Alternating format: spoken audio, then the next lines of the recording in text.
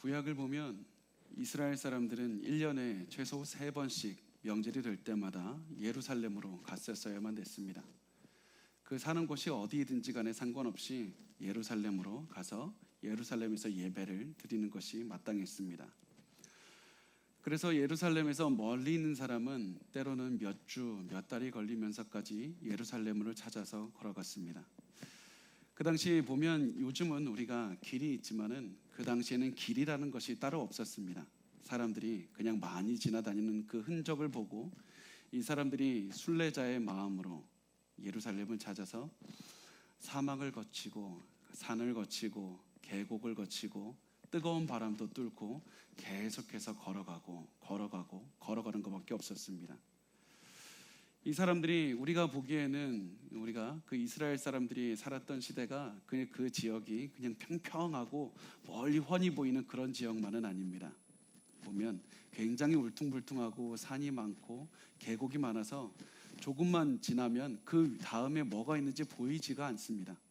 내가 어디를 가고 있는지, 내가 어떻게 더 많이 가야 되는지 그 앞길이 보이지 않는 곳이 그 이스라엘 지형입니다. 이 사람들은 그런 마음으로 계속해서 사람들이 갔던 흔적을 따라서 계속해서 걸어가는데 그 걸어가는 길이 돌이 많습니다. 모래만 있지 않습니다.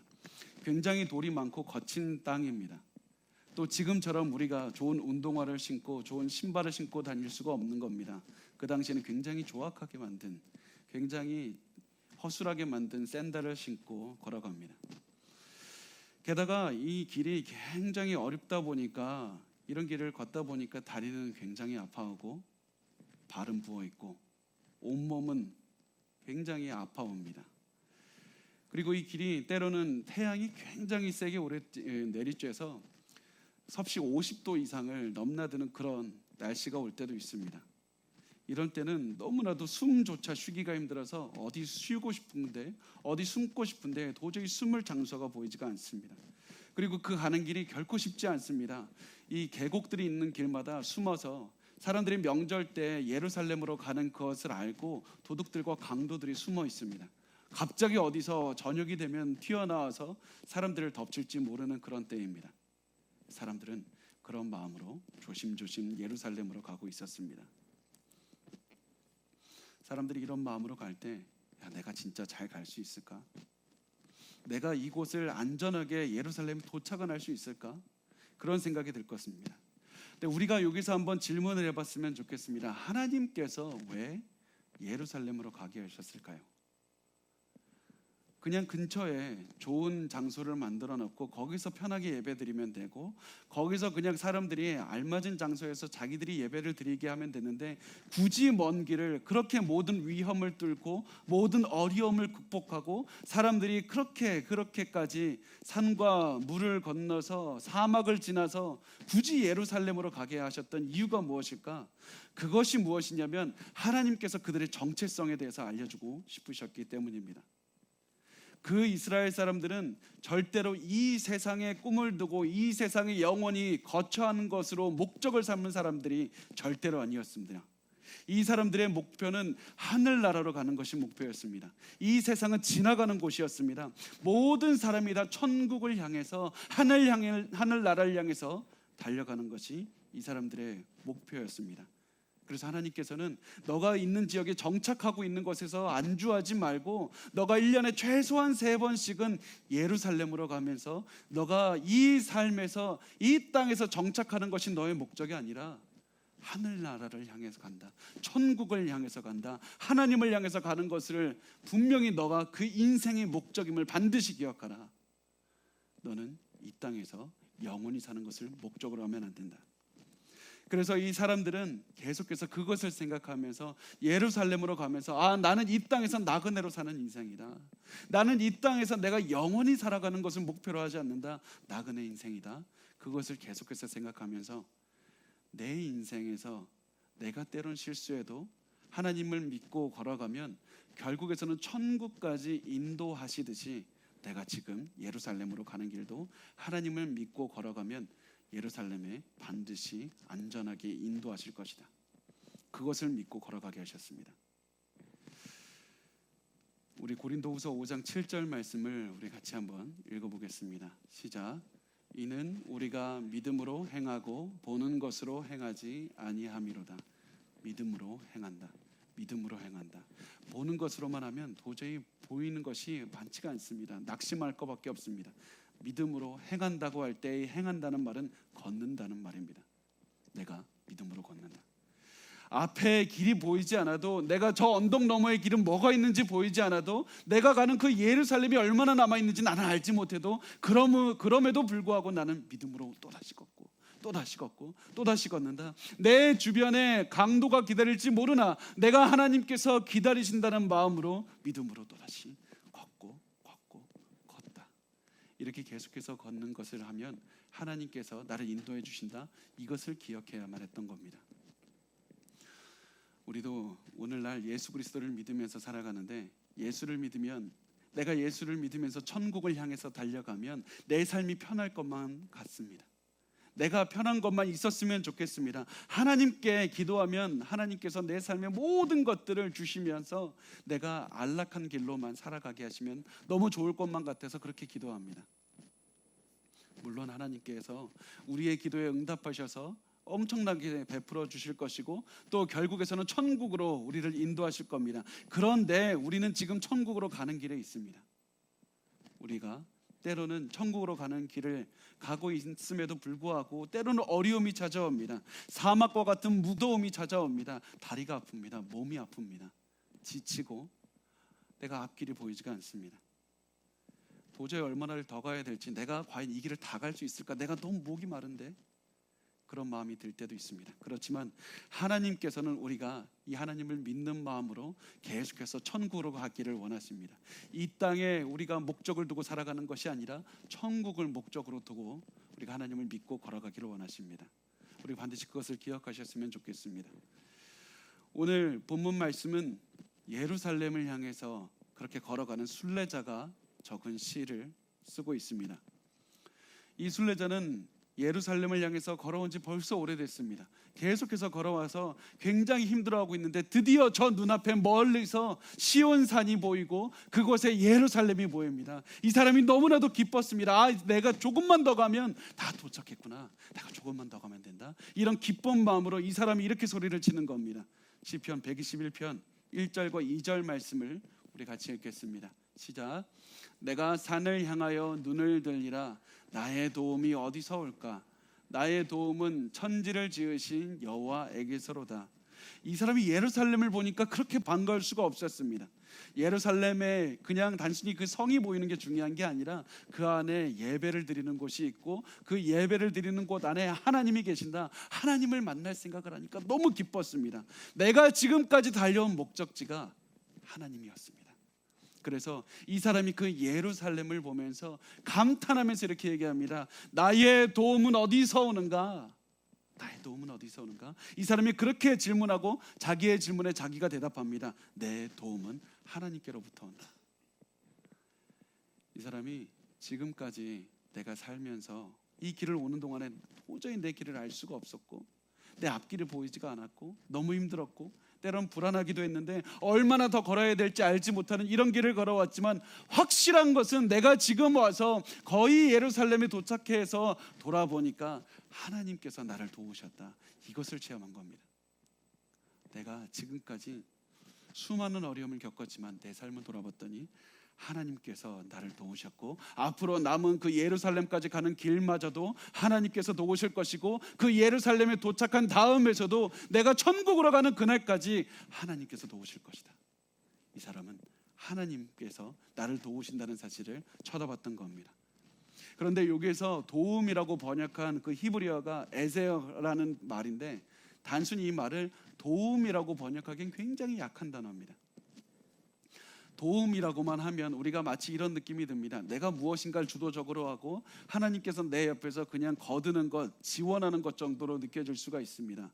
그런데 이 말은 이런 뜻이 아닙니다. 굉장히 강한 뜻입니다. 하나님이 나의 방패라는 뜻입니다. 하나님이 나의 보호자가 되신다는 뜻입니다. 하나님이 나를 도우시고 내가 단순히 그냥 길을 걸어갈 때 나를 수동적으로 그냥 도우시는 분이 아니라 적극적으로 나와 동행하시며 나와 함께 하시는 나의 보호자가 되신다. 그것이 나의 그 에세어라는 말이 듭니다.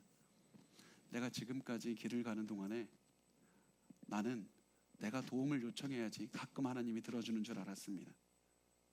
그런데 내가 이 신앙의 길을 가고 하나님을 향해 믿음의 길을 가다 보니까 하나님께서 나를 언제든지 지켜주시는 분이다. 내가 가는 곳마다 나와 함께 하시는 분이다. 나를 지켜주시는 분이다. 사람의 어려움이 있고 환경의 어려움이 있어도 하나님 나를 지키셨다. 왜 그렇습니까? 이 사람이 하나님께서 모든 어려움으로부터 나를 지켜줄 수 있는 이유가 무엇이냐면 하나님께서 천지를 지으신 분이기 때문이다.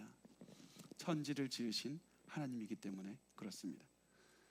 하나님께서 만약에 그냥 돕고 싶은 마음만 있다면, 그 대신 능력이 없다면 아무것도 할 수가 없는 겁니다. 그렇지만 하나님께서는 내가 지금까지 살아온 것을 바라보니까 사람이 나를 덮치려고 해도 하나님께서, 천지를 지으신 하나님께서 나를 지켜줄 수가 있었고, 환경에 많은 온도가 나를 심하게 누르고 비바람이 몰아치고 나를 힘들게 한다 할지라도 그 환경마저도 하나님께서 지으신 것이기 때문에, 하나님은 천지를 지으신 분이기 때문에 나를 지키셨다. 그것을 순례의 길을 걸어봤더니 내가 알 수 있었다고 말을 합니다. 그래서 하나님께서 천지를 지으셨기 때문에 하나님을 믿고 걸으면 나를 상하게 할 자가 없으리라. 그래서 시편의 순례자는 우리에게 이렇게 말을 하는 겁니다. 고난이 있는가 하나님을 바라보라. 고난이 있는가 하나님을 바라보라. 하나님께서 너의 방패가 되시고 하나님께서 너의 보호자가 되시리라. 필요한 것이 있는가 하나님을 바라보고 하나님께 손을 뻗으라. 천지를 지으신 하나님께서 모든 너의 필요와 간구를 채우시리라. 나의 도움은 천지를 지으신 여호와께로다. 이렇게 담대하게 말할 수가 있는 겁니다. 이제부터 이 사람은 어떻게 지금까지 하나님께서 나를 도우셨는지 구체적으로 설명하기 시작합니다. 자, 시편 121편 3절과 4절 말씀을 우리 같이 보겠습니다. 시작. 여호와께서 너를 실족하지 아니하게 하시며 너를 지키시는 이가 졸지 아니하시리로다. 이스라엘을 지키시는 이는 졸지도 아니하시고 주무시지도 아니하시리로다. 이 사람이 지금까지 예루살렘에 오기까지 많은 난관이 있었습니다. 산을 넘었습니다. 계곡을 넘었습니다. 사막을 거쳐왔습니다. 너무나도 어려운 길을 다 걸어오는 동안에 이 사람이 넘어질 수가 있습니다. 자빠질 수가 있습니다. 땅이 흔들릴 수가 있고 이 사람이 걸어오는 곳들이 다 무너질 수가 있는 그런 위험에 처했음에도 불구하고 이 사람이 이 자리에 오기까지 결코 내가 넘어지지 않은 것은 하나님께서 내 발을 지켜주셨기 때문이다. 하나님 내 발을 지켜주셨다. 여러분 기억하십시오. 우리의 삶에 아무리 어려움이 와도 우리는 결코 넘어지지 않습니다. 우리는 결코 무너지지 않습니다. 이 환경이 우리를 결코 무너뜨릴 수가 없습니다. 왜냐하면 다른 사람이 우리를 못 일어나게 하려고 하고 장애물이 아무리 우리의 환경을 누르려고 한다 할지라도 우리는 절대 무너뜨릴 수가 없습니다. 하나님께서 우리의 발을 지키고 계십니다. 그런데 이 말을 듣는 여러분 마음속에 이런 생각이 들 수 있습니다. 아니요, 나 무너진 적이 있습니다. 아니요, 내 삶을 보면 그런 얘기 못할 겁니다.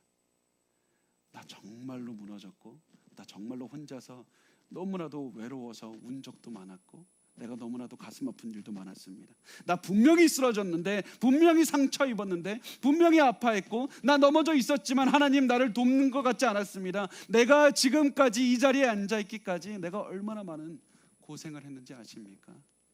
하나님 그때 도대체 어디 있었습니까? 이 말이 맞기는 한 겁니까? 이거 그냥 편하게 산 사람이 그냥 자기 인생을 편하게 살았다고 얘기하는 것 아닙니까? 나한테 도저히 나 못 받아들이겠습니다. 여러분, 근데 우리가 항상 기억하셨으면 좋겠습니다. 이 말씀은 하나님을 따르는 사람에게 절대로 안 좋은 일이 일어나지 않는다, 이런 말씀이 아닙니다. 하나님을 따라도 안 좋은 일이 일어날 수가 있습니다. 하나님을 따르는 사람에게도 때로는 넘어질 때가 있습니다. 때로는 힘들 때가 있습니다. 때로는 환경이 우리를 억누를 때가 있고 사람이 우리의 가슴을 아프게 할 때가 있습니다. 그럼에도 불구하고 우리는 절대로 다시 일어날 수 없을 만큼 무너지지 않는다는 사실입니다. 우리는 다시 한번 일어날 수 있는 힘을 얻게 됩니다. 우리 시편 37편 23절과 24절 말씀을 같이 읽겠습니다. 시작.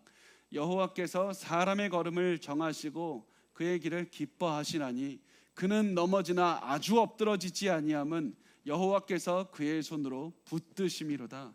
그는 넘어지나 아주 엎드러지지 아니한다. 그는 넘어지나 아주 엎드러지지 않는다. 그는 넘어지는데 왜 아주 엎드러지지 않습니까? 하나님께서 붙드십니다. 넘어졌을 때 하나님께서 나를 붙드셔서 내가 아주 엎드러지지 않았다. 이 경험을 통해서 무엇을 할 수 있냐면 하나님께서 나를 붙잡고 계시구나. 하나님을 믿고 걸으면 내가 이 길을 안전하게 걸어갈 수 있구나. 내가 이 길을 하나님을 믿고 계속해서 걸어가면 하나님께서 내 길을 지키시고, 내가 때로는 사람 때문에 어려움을 당하고 환경 때문에 고난을 당하나 그럼에도 불구하고 난 다시 한번 일어날 수 있는 힘이 생기는 이유는 하나님께서 나를 붙잡고 계시기 때문이다. 그래서 이 사람은 때로는 내가 이 길에 오기까지 어려움도 있었다, 낙담도 했다, 지치기도 했고 내가 죽을 고비도 여러 번 남겼지만 그럼에도 불구하고 내가 이 자리에 예루살렘 성을 바라보면서 조금만 더 가면 갈 수 있는 이 거리까지 온 이유는 하나님이 나를 지키셨기 때문이다. 하나님을 믿고 다시 걷자고 이 사람은 이렇게 얘기를 하고 있습니다. 여러분, 이것을 이 사람이 너무나도 감격에 겨웠고 너무나도 이것이 너무나도 좋았고 믿을 수가 없을 만큼 너무나도 좋았기 때문에 이 사람은 이 사실을 2번이나 강조해서 말하는 겁니다. 너를 지키시는 이가 졸지 아니하시리로다. 이스라엘을 지키시는 이는 졸지도 아니하시고 주무시지도 아니하시리로다. 하나님께서 내 곁을 단 한 번도 떠난 적이 없다. 하나님 내 곁을 항상 지키고 계셨다. 내 삶을 돌아보면 내가 실수할 때도 있었고 내가 잘못할 때도 있었고 내가 넘어질 때도 있었지만 그때마저도 하나님께서 내 곁을 졸지 않으시고 내 곁을 떠나지 않으시고 나에게 실망했다고 떠나지 않으시고 나와 계속해서 함께하고 계셨다. 여러분, 우리의 삶을 한번 돌아봤으면 좋겠습니다. 그동안에 정말 우리 주변에 많은 사람들이 있지 않았습니까? 정말 많은 사람들이 와서 내가 당신의 곁에 지켜주겠다고 말했습니다. 내가 당신 곁을 떠나지 않겠다고. 내가 변함없이 당신 옆에 힘들 때 내가 당신의 손을 붙잡고 있겠다고 수많은 사람들이 얘기를 했습니다. 그런데 그 어떠한 사람도 우리 곁에 남아있지 않습니다. 결국에서는 다 떠나가게 되고요. 모두 다 지치고 다 실망하고 피곤하고 그래서 자기의 길을 또 가게 되고 또 어떤 사람은 영원한 그런 순면인 그런 죽음을 체험하게 돼서 원해도 우리 곁에 머물지 못하고 다 떠나갔습니다. 결국 남아있는 것이 무엇인가? 하나님께서는 내 곁을 지키고 계셨다. 다 떠났는데 하나님께서는 내 곁을 지키고 계셨다. 하나님은 피곤하지 않으셨고 하나님은 내게 실망하지 않으셨고 하나님은 주무시지도 않으셨고 계속해서 나와 함께하고 계셨다. 그래서 내가 이 자리까지 오게 됐다고. 하나님은 내가 항상 내 곁을 지켜주셔서 내가 넘어지고 무너지는 것을 허락하지 않으셨다. 이렇게 얘기를 합니다. 그렇다면 하나님께서 나를 어떻게 지키셨는가? 시편 121편 5절 말씀을 우리 같이 읽겠습니다. 시작. 여호와는 너를 지키시는 이시라. 여호와께서 내 오른쪽에서 내 그늘이 되시나니. 내 인생에서 너무나도 뜨거운 햇빛이 비쳤는데 그때 하나님께서 내 그늘이 되어주셨다. 그때 하나님께서 내가 너무나도 큰 햇빛 때문에 너무 숨을 쉴 수가 없을 때 내게 그늘이 되어주셨다. 이렇게 얘기를 합니다. 여러분도 이런 그늘을 바랍니까? 뜨겁게 내 숨을 조여오는 듯한 도저히 숨을 쉴 수가 없는 그런 더위와 그런 태양빛 아래서 하나님 내게 그늘을 주십시오 이렇게 기도하고 있습니까? 이 시편 기자가 체험했던 그 그늘을 나도 체험하고 싶다고 나에게도 그 그늘을 달라고 말하고 있습니까? 그렇다면 제가 이 시편 기자가 체험했던 그늘이 뭔지 보여드리겠습니다. 자, 우리 사진을 한번 띄워주십시오. 이겁니다. 굉장히 실망스러우시죠? 저 나무 밑에 있는 조그만 저 그림자가 바로 이 시편 기자가 체험했던 그림자였습니다. 하나님께서는 사람들이 찌는 듯한 더위를 피할 수 있는 그늘을 바로 이 나무를 통해 주셨습니다. 이 나무가 뭐냐면 우리가 잘 알고 있는 로뎀 나무입니다. 이 이스라엘 지역에서 굉장히 잘 자라고 있는 이 기후에 굉장히 잘 환경에서 잘 자라는 나무가 로뎀 나무인데 로뎀 나무의 그늘은 그렇게 크지는 않습니다. 그런데 이 그늘 밑에를 보면 한 사람이 들어가서 충분히 휴식을 취할 수 있을 만한 크기의 그늘을 제공합니다. 이 그늘 밑에 있으면 대단한 것 같지 않아 보이지만 이 그늘 밑에만 들어가면 태양을 피할 수 있어서 서늘한 바람이 불 뿐만 아니라 굉장히 많은 휴식을 취할 수가 있는 그런 그늘을 제공합니다. 이것이 바로 시편 기자에게 하나님께서 제공하셨던 그늘이었습니다. 이 시편 기자가 여호와께서 내 그늘이 되신다고 말하면서 이 고백을 하는 겁니다. 내가 예루살렘 성 이 자리까지 오기까지 나는 너무나도 지치고 덥고 메마른 그런 순간이 왔다. 그럼에도 불구하고 하나님께서 내가 그렇게 힘들 때마다 로뎀 나무를 보내주셔서 내가 들어가서 충분히 쉴 수 있는 그런 시간을 주셨고 내 몸의 고통을 만지셨다. 내 아픔을 잠시 동안 잊게 할 수 있는 휴식을 주셨다고 말씀을 하고 있습니다. 여러분 잘 보십시오. 로뎀 나무에서 취하는 휴식은 영원한 휴식이 아닙니다. 로뎀 나무에서 취하는 휴식은 내가 영원히 이 자리에서 살겠다고 그냥 그런 장소가 아닙니다. 로뎀 나무에서 있는 휴식은 잠시 휴식을 취하면 또다시 내가 기력을 회복해서 다음 로뎀 나무까지 걸어갈 수 있는 휴식입니다. 잠깐 휴식을 취하면 또다시 걸어야 됩니다.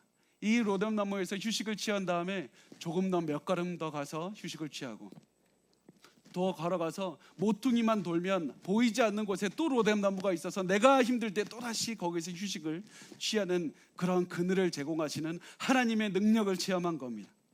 그래서 하나님께서는 계속해서 내 여행길에 내가 이 자리에 오기까지 하나님께서 내게 그늘을 제공해 주셨다. 이렇게 얘기를 합니다. 왜 그렇습니까? 하나님께서 왜 영원한 이런 땅에서 너무나도 크고 좋은 안락한 휴식을 주지 않습니까? 왜냐하면 이 땅에서 취하는 휴식은 우리가 영원히 이 땅에서 누리고 사는 그런 휴식이 아니기 때문입니다. 이 땅에서 잠깐 누리는 휴식은 잠깐 내가 기력을 회복하고 예루살렘으로 가기까지의 그런 휴식만, 그런 기력을 회복하는 데 도움을 주는 휴식이기 때문입니다. 하나님께서 이 사람에게 주셨던 휴식은 잠시 동안의 기력을 회복하는 충분한 휴식이었습니다. 여러분 우리가 하나님께 이 하나님의 뜻을 따라서 살아갈 때 하나님께 기도합니다. 하나님 나에게 그늘을 주십시오. 내가 좀 쉴 수 있게 해주십시오. 내가 어디를 가도 도저히 이 태양빛을 피할 수가 없어서 너무 숨이 막힙니다. 내가 숨이 턱턱 막히고 너무나도 괴롭습니다. 그때 우리는 무엇을 상상합니까? 큰 나무 옆에 큰 물이 있고 거기에서 내가 영원히 쉴 수 있는 그런 곳을 꿈꿉니다. 마치 우리가 요즘 말로 하면 에어컨이 빵빵하게 틀어져 있는 곳에 내가 영원히서 머물 수 있는 그런 곳을 꿈꾸면서 하나님 이곳을 달라고 기도합니다. 그런데 하나님께서는 이런 곳이 아니라 잠깐 쉴 수 있는 로뎀 나무의 그늘을 우리에게 주시는 겁니다. 그리고 그 우리의 기도에 응답하셔서 사실은 큰 그늘을 주시기도 하지만 대부분의 경우에서는 우리에게 이런 작은 로뎀 나무의 그늘을 주시면서 계속해서 야 여기가 뭐 종착지가 아니다, 여기가 목적지가 아니다, 너 조금만 더 쉬었다가 더 앞으로 가자, 더 앞으로 가자. 우리는 이 땅을 지나가는 자들이다. 너희들은 천국을 바라보면서 기쁨으로 달려가라. 너가 이 땅에서 머무르는 게 목적이 아니라 하나님을 향해서 달려가라. 그래서 하나님께서는 너의 휴식처가 이 땅이 아니다. 그래서 이 땅에서 다시 한번 힘을 얻고 계속해서 앞으로 나아가자고 하나님께서는 이 말씀을 하시면서 로뎀 나무의 그늘을 우리에게 주시는 겁니다. 여러분 이 로뎀 나무의 그늘을 체험했던 이 시편 기자가 로뎀 나무의 그늘이 어디 있었다고 표현하는지 아십니까? 바로 내 오른쪽에 있었다. 내 오른쪽에 그 그늘이 있었다고 말을 합니다. 여기서 오른쪽이라는 말은 히브리어를 보면 그 말 그대로 직역하면 이겁니다. 내 오른손입니다. 내 오른손에 그늘이 있었다. 하나님은 내 오른손이 있는 곳에 그늘을 두셨다. 내가 걷는 동안에 그늘이 필요할 때마다 내가 오른손을 펴서 하나님께 도와달라고 하면 그곳에 그늘이 있었다. 내가 도움을 필요로 하는 곳마다 하나님께서 나에게 그늘을 베풀어 주셨다. 여호와는 내 오른쪽에서 내 그늘이 되시나니. 여러분 지금 하나님의 그 그늘이 절실하게 필요합니까? 하나님 내가 도망갈 데가 없어요. 내가 너무 힘듭니다. 내가 너무나도 지칩니다. 나에게 그늘을 베풀어 달라고 그러십니까? 그런 마음으로 기도하고 있다면 지금 오른손을 드십시오. 하나님께서 여러분에게 그 드신 손에 그늘을 베풀어 주실 겁니다. 하나님의 그늘은 멀리 있는 것이 아니라 여러분이 손만 뻗으면 닿을 수 있는 그곳에 있습니다. 내 오른손에 그 그늘을 주셨다. 하나님을 향해 손을 뻗을 때마다 하나님께서 그 그늘을 베풀어 주십니다. 오른손이 닿을 만한 거리에 항상 하나님의 그늘은 있습니다. 그런데 하나님께서는 우리에게 하나님의 그늘을 체험하고 너 거기서 그쳐라 그렇게 말씀하지 않습니다. 거기서 하나님은 한 걸음 더 나아가십니다. 우리 이사야서 32장 1절과 2절의 말씀을 같이 보겠습니다. 시작. 보라, 장차한 왕이 공의로 통치할 것이요 방백들이 정의로 다스릴 것이며 또 그 사람은 광풍을 피하는 곳, 폭우를 가리는 곳 같을 것이며 마른 땅의 냇물 같을 것이며 곤비한 땅의 큰 바위 그늘 같으리니. 이 장차한 왕은 메시아를 상징합니다. 예수 그리스도를 말씀하고 있습니다. 방백들은 그리스도의 제자들, 처음에 사도들이요, 그 다음에 나중에 그리스도를 따르는 제자들을 말씀을 하고 있습니다. 우리가 방백들입니다. 나중에 우리가 다 왕노릇 할 겁니다. 우리가 결국에서는 하나님께서 무슨 말씀을 하십니까? 이들은 사막과 같은 곤비한 땅에서 그늘과 같이 될 것이다. 너희가 그늘과 같이 될 것이다. 너희가 하나님의 그늘을 체험한 너희가 다른 이들에게 그늘과 같은 역할을 해야 된다. 말씀을 하는 겁니다. 하나님께서 우리에게 그늘이 되어주신 것처럼 다른 이들에게도 그늘이 되어주고, 하나님께서 내가 손을 뻗을 때마다 나의 손을 잡아주셨던 것처럼 다른 이들이 손을 뻗을 때 다른 이의 손을 잡아주어라. 하나님께서는 그 사람에게 영원히 같이 있어주라 이렇게 말씀하는 것이 아니라 그들이 천국에 가기까지 때로는 도움이 필요해서 손을 올릴 때 그들의 손을 잡아주고 그들과 계속해서 함께 해주고, 그들이 너희들이 길을 걸어가다가 때론 너희가 볼 때 도움이 필요한 사람이 있을 것이다. 그들에게 그늘이 되어 주어라. 그리고 그들의 손을 잡고 말해주라. 내가 이렇게 당신에게 그늘이 되는 이유는 하나님께서 나의 그늘이 되셨기 때문입니다. 그래서 내가 그 하나님께 받은 은혜를 내가 흘려보낼 뿐입니다. 이것을 말해주고 계속해서 그 사람에게 하나님의 은혜대로 하나님의 뜻대로 살아가게, 또다시 하늘을 바라보면서 살아가게 한다면 그 사람이 또 몇 걸음 걸어가서 다른 또 손을 올린 사람을 봤을 때 다른 사람의 그늘이 되어줄 것이다. 하나님께서는 우리가 서로의 그늘이 되어주기를 원하십니다. 자, 우리 계속해서 말씀을 보겠습니다. 시편 121편 6절 말씀을 우리 같이 읽겠습니다. 시작. 낮의 해가 너를 상하게 하지 아니하며 밤의 달도 너를 해치지 아니하리로다. 이 말씀은 두 가지 의미가 있습니다. 첫 번째 의미가 무엇이냐면 해와 달로부터 하나님이 나를 지켜주셨다는 의미입니다. 해가 어떤 고난을 줍니까? 굉장히 뜨겁습니다. 굉장히 많은 열을 줍니다. 굉장히 힘듭니다. 이 많은 열 때문에 지칠 때가 있습니다. 또 달이 어떠한 악영향을 줬냐면 이 당시 사람들은 달이 사람들에게 질병을 가져다 준다고 믿었습니다. 그래서 해와 달이 사람들에게 악한 영향을 준다고 믿었지만 하나님께서 내가 이 길을 걸어오는 동안에 단 하나도 나에게 영향을 끼치지 못하게 하시고 나를 지켜주셨다, 이런 말씀을 하고 있습니다. 두 번째 이 말씀의 의미는 하나님께서 모든 위협으로부터 나를 지켜주셨다는 의미가 됩니다. 제가 성경의 한 가지 표현법을 말씀을 드리면 메리즘이라는 것이 있는데요, 메리즘이라는 표현법이 있습니다. 이게 어떤 표현법이냐면 극단적인 양쪽 끝을, 이 단어를 얘기하면 이 양쪽 끝뿐만 아니라 그 가운데 있는 것까지 다 포함해서 설명하는 것이 메리즘이라는 표현법입니다. 예를 들면 하나님께서 천지를 창조하셨다, 하늘과 땅을 창조하셨다라는 말은 하나님께서 하늘과 땅만 창조하셨다는 것이 아니라 그 안에 있는 전부를 창조하셨다, 이런 의미가 됩니다. 하나님께서 선악과를 만드셨다는 뜻은 이 선악과가 선과 악만 알게 하는 지식이 있는 게 아니라 모든 세상의 지식을 갖고 있다는 뜻이 됩니다. 하나님께서 처음과 나중이 되신다는 뜻은 하나님께서 처음과 나중이 되고 중간은 비었다는 뜻이 아니라 하나님께서 전부가 되신다는 뜻입니다.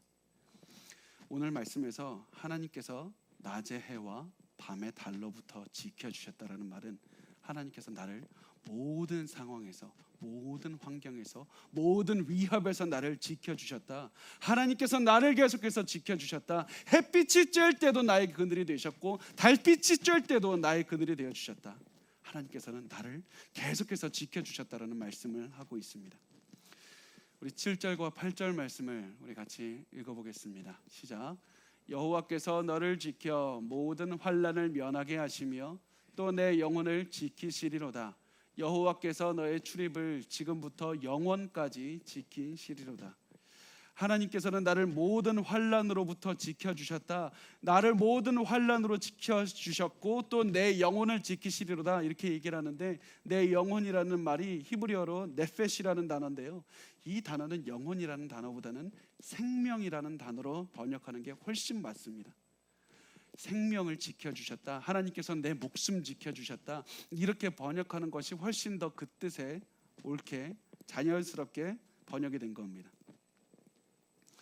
내가 이 자리에 오기까지 수많은 죽을 고비도 넘겼는데 하나님께서 내 목숨 결국 살려주셨다.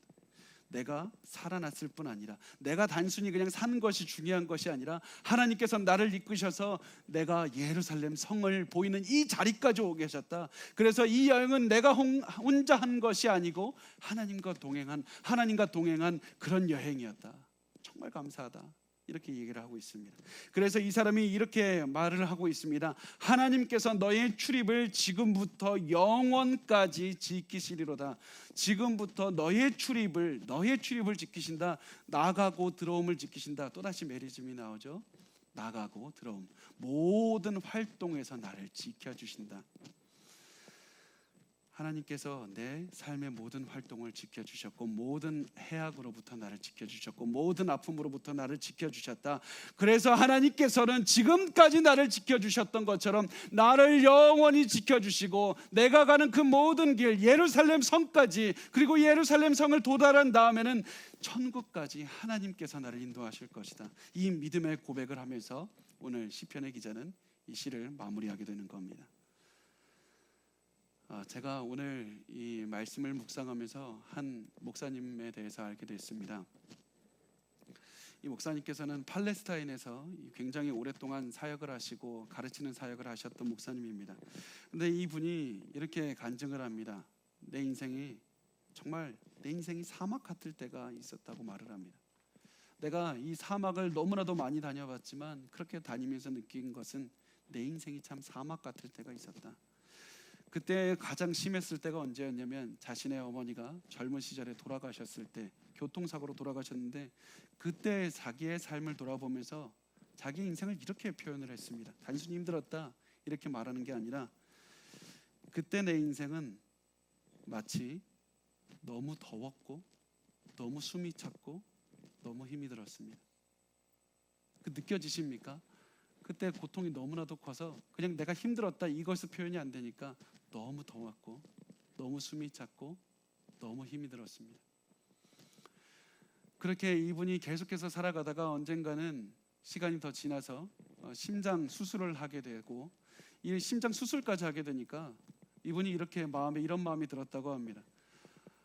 내가 마치 내 인생이 사막의 한가운데 있는 것 같았습니다. 다른 사람에 비하면 내 고난이 그렇게 크지 않을지도 모르겠지만 내 스스로가 보건대 나 참 고난이 많은 그런 인생을 살았습니다. 내 인생 사막과 같았습니다.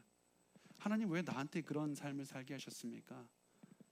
하나님 왜 이런 삶을 살게 하셨습니까? 왜 내 인생은 사막과 같을까? 그렇게 계속해서 묵상하고 있었을 때 하나님께서 체험하게 하시고 깨닫게 해주시는 것은, 내가 내 인생이 사막과 같았기 때문에 하나님께서 주시는 만나를 체험하게 됐고, 내 인생이 그런 갈증이 나는 사막과 같았기 때문에 하나님께서 주시는 그 물을 체험하게 됐고, 내 인생이 사막과 같이 너무나도 더웠기 때문에 하나님께서 주시는 그 그늘을 체험할 수 있었다. 내 인생은 그렇게 하나님의 많은 도우심과 많은 인도하심과 많은 그늘을 체험한 인생이었다.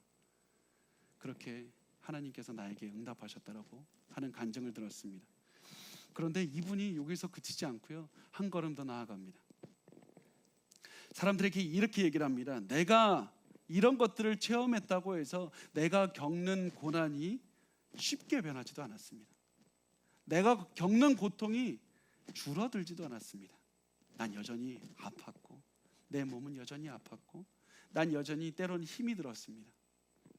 그럼에도 불구하고 내가 이제 모든 인생의 사막을 지난 나이가 되고 내가 조금 있으면 하나님 앞에 설 날을 바라보는 이런 나이가 되었을 때 지금 내가 하나님 앞에서 선 그 내 인생을 바라보면서 고백할 수 있는 것이 무엇이냐면 그 모든 사막 가운데에서 결국에 하나님께서 나와 함께 하신다는 것을 인생의 어느 때보다도 가장 강하게 체험하고 있습니다.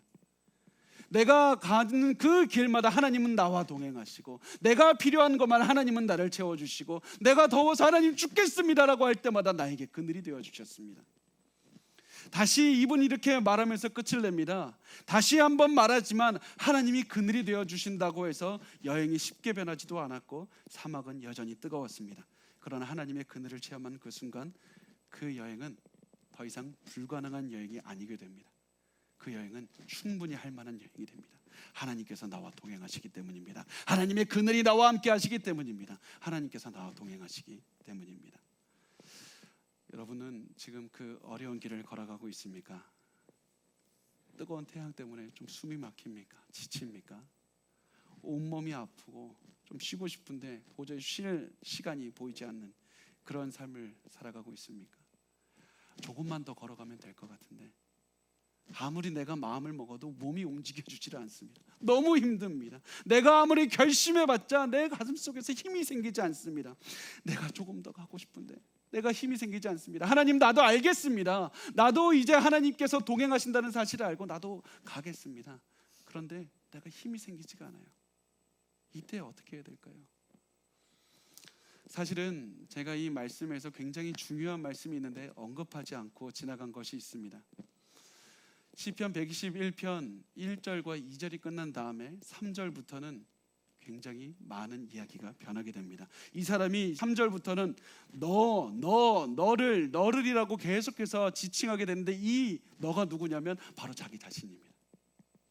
자기 자신을 지칭하면서 아무리 내가 이제는 다 와서 하나님께서 나를 도우셨다, 하나님께서 나와 함께 하셔서 내가 조금만 더 가면 예루살렘 성으로 갈 수 있는 지구까지 왔는데 내가 아무리 결심해도 힘이 나지 않는 겁니다. 내가 아무리 결심해도 앞으로 갈 수 있는 능력이 없습니다. 하나님께서 나의 그늘이 되셨다는 사실을 알고 있음에도 불구하고 힘이 나지 않습니다. 그래서 이 사람이 계속해서 자신의 가슴을 치면서 너를 실족하지 아니하게 하시는 분은 하나님이시다. 하나님께서 나의 그늘이 되신다. 너는 결코 용기 잃지 않고 너는 계속해서 힘을 내서 계속해서 이 예루살렘 성으로 나아가자. 계속해서 자기에게 소리를 치고 있습니다. 계속해서 자기에게 더욱더 힘을 내라고 말을 하고 있습니다. 이 길을 끝까지 포기하지 말자고 자기 자신에게 소리를 치고 있는 겁니다. 그래서 여러분 우리 같이 이 시편 121편 3절부터 8절까지 우리 같이 읽어봤으면 좋겠는데요. 이 너라는 자리에 여러분의 성함을 넣어서 같이 읽었으면 좋겠습니다. 여러분 그냥 읽지 마시고 너 힘을 내라. 이 시편 기자가 했던 그 간절한 그 소망과 절실한 마음을 담아서 여러분 우리 이 시편 기자와 함께 같이 울부짖었으면 좋겠고 기도했으면 좋겠습니다. 우리 같이 저는 저의 이름을 넣을 테니까 여러분은 여러분의 그 성함을 넣으시고 너라는 자리에 같이 읽으시면 되겠습니다. 우리 같이 읽겠습니다. 시작. 여호와께서 윤성민을 실족하지 아니하게 하시며 윤성민을 지키시는 이가 졸지 아니하시리로다. 이스라엘을 지키시는 이는 졸지도 아니하시고 주무시지도 아니하시리로다. 여호와는 윤성민을 지키시는 이시라. 여호와께서 윤성민의 오른쪽에서 윤성민의 그늘이 되시나니 낮의 해가 윤성민을 상하지 아니하며 밤의 달도 윤성민을 해치지 아니하리로다. 여호와께서 윤성민을 지켜 모든 환난을 면하게 하시며 또 윤성민의 영혼을 지키시리로다. 여호와께서 윤성민의 출입을 지금부터 영원까지 지키시리로다. 아멘. 여러분 지치셨습니까? 이 시편의 기자와 함께 기도하셨으면 좋겠습니다.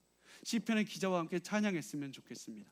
가슴을 치면서 기도했으면 좋겠습니다. 조금만 더 가자고, 조금만 더 가면 된다고, 낙담하지 말자고 이렇게 말하셨으면 좋겠습니다. 우리 조금만 더 기다리면 우리가 그렇게 말하는 예수 그리스도께서 오시지 않습니까? 예수께서 오셔서 여러분의 눈물을 닦아 주실 것이고 여러분의 마음을 만져 주실 것이고 여러분을 위로하여 주실 것입니다. 우리 그때까지 예수께서 오셔서 우리에게 영원한 그늘을 주시고 영원한 안식을 주실 때까지 우리 조금만 더 힘을 내서 달려갔으면 좋겠습니다. 이 시편 기자와 함께 우리가 더욱더 힘을 내자고 이런 기도를 하면서 달려갔으면 좋겠습니다. 손을 뻗고 기도했으면 좋겠습니다. 하나님께서 우리의 오른편에 그늘을 주신다. 이 사실을 믿고 우리 다 같이 이 오늘 하루도 살아갔으면 좋겠습니다.